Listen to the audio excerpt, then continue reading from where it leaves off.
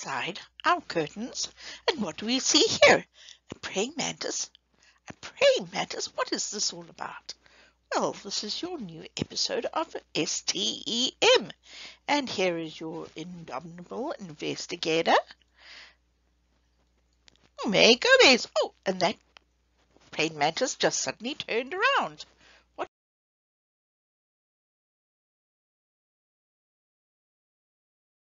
Today, step into my office, and our case revolves, and out of our case comes our scroll, and on the scroll is the mysterious investigation to why do we eat meat or protein? Well, of course we've got to eat meat or protein. Let's see what this.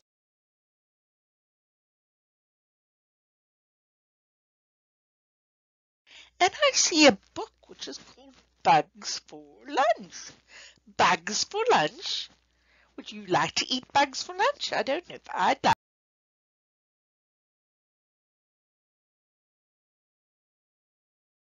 If your lunch was a bug, who could you be? Maybe a nuthatch at work in a tree? Ah, do you see the nuthatch? That's that bird, and I have a picture of a real live one on the other side. The nuthatch is called the upside-down bird because it walks head first down tree trunks as it searches for food. With its strong beak, it pries out insects, caterpillars, and insect eggs that are hidden in cracks in the bark. Little bit like a woodpecker, I would think.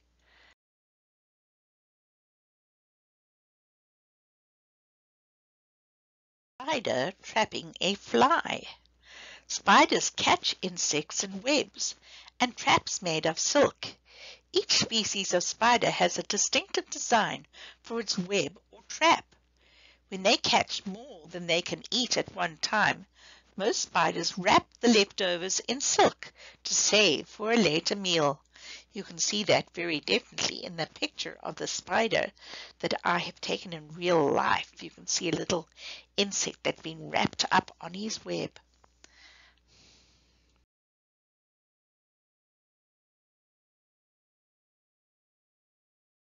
You could be a bat catching bugs as it cruises the sky. Bats fly from their roosts to look for food as the sun goes down. But even in total darkness, they can catch insects. Bats send out a constant stream of sounds that are pitched so high that people cannot hear them. As these sounds hit objects, they echo back to the bat. When an insect flies across the beam of sound, the bat can tell exactly where the bug is and can swoop down to catch it in flight. Just like that picture there that you can see of the bug catching a spider on his web.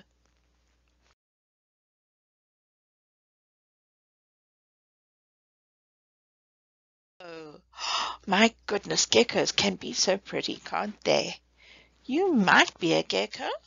If I was a gecko is a small lizard that lives in warm climates. Many people like to have geckos in their gardens and backyards. They know that geckos will come out of hiding at night to eat moths and other insects that people find pesky. Maybe like those mosquitoes, right?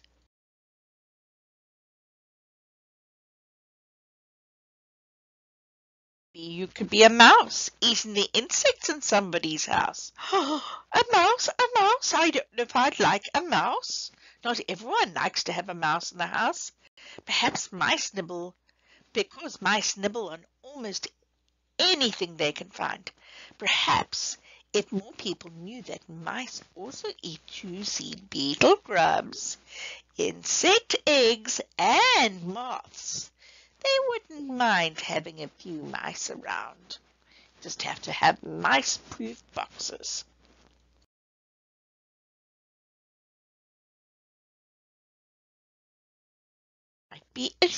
You might be a shrew, not just eating lunch, but snacking all day on bugs by the bunch. Oh, my goodness. Look at that cute little shrew. Yeah, he's all very cute. A shrew is one of the smallest mammals in the world and probably one of the busiest. Between short naps, shrews are always on the run searching for insects. They use so much energy that they cannot go more than a few hours without eating. Every day they eat enough insects to equal 2 or 3 times their own weights.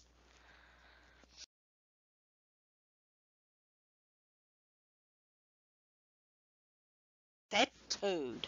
You could be a toad zapping a fly with a flip of the tongue in the blink of an eye.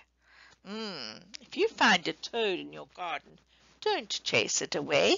It's a champion insect eater. A toad's long sticky tongue is fastened to the front edge of its lower jaw. When a toad sees a bug, it shoots out its tongue, zaps the insect, and has eaten it before you can blink an eye.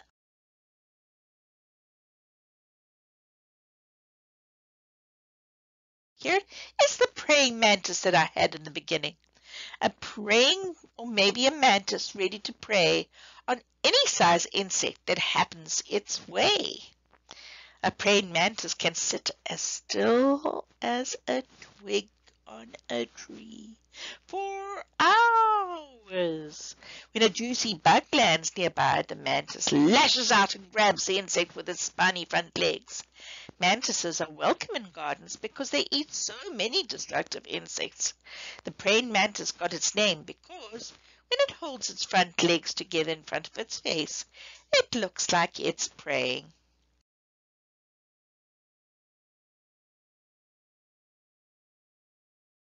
They're pretty. You might be a trout at home in a brook, looking for insects that aren't on a hook. A brook is a small stream. When a trout spots an insect cruising above a brook, it will leap from the cold, clear water and catch the insect in flight. Fishermen often bait their hooks with artificial flies they have made to look like the mayflies and other insects they know trout like to eat.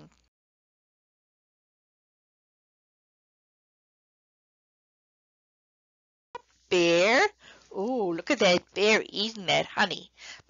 As you can see, bears do like to get up in trees. That black bear looks awfully heavy for that tree, doesn't he? You could be a bear searching for honey, but finding that bees taste just as yummy. Bears aren't fussy eaters. They like all kinds of food: fish, berries, mice, insects, and insect grubs. But they really love honey. When a bear climbs a tree and tears into a beehive with its long claws, bees swarm out. But the bear doesn't seem to mind. Its thick fur protects it from the bee stings, while it munches juicy bees mixed with the yummy honey. Oh my goodness me.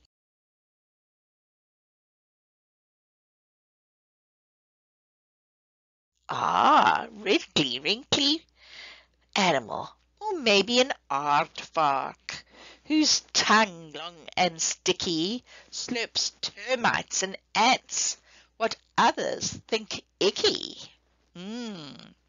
Another word for an aardvark is an earth pig.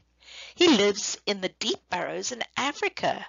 They come out of their tunnels at night when warthogs and their other enemies are sleeping. After an aardvark digs open a huge termite hill or an ant nest, it slurps up the swarming insects with its long, sticky tongue.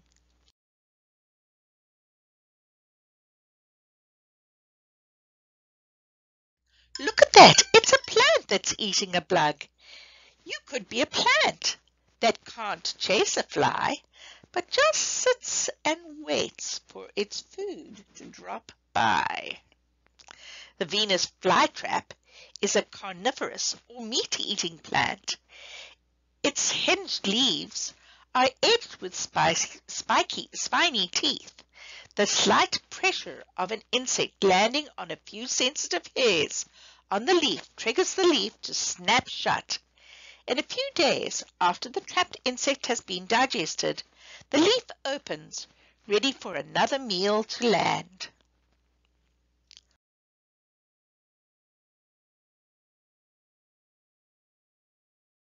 Your lunch was a bug?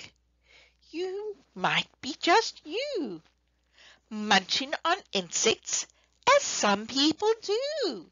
My goodness, they are. Look at them. Those children are munching on an insect. Have you eaten an insect?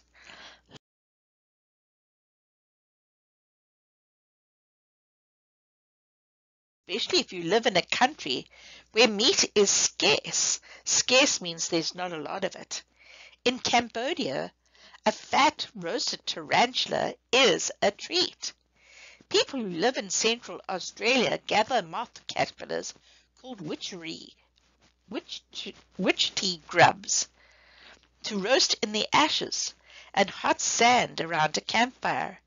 And in Indonesia, children use flexible reed covered with sticky sap to catch dragonflies for a delicious stir-fry served on rice. And I know in Africa they have chocolate-covered flying ants that they love. They're really delicious.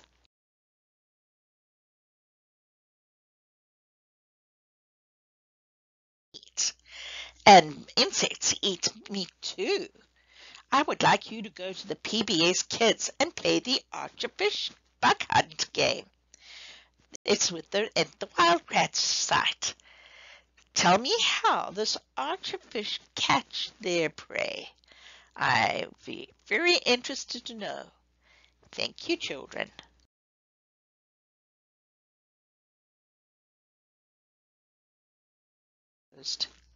And we are out of here.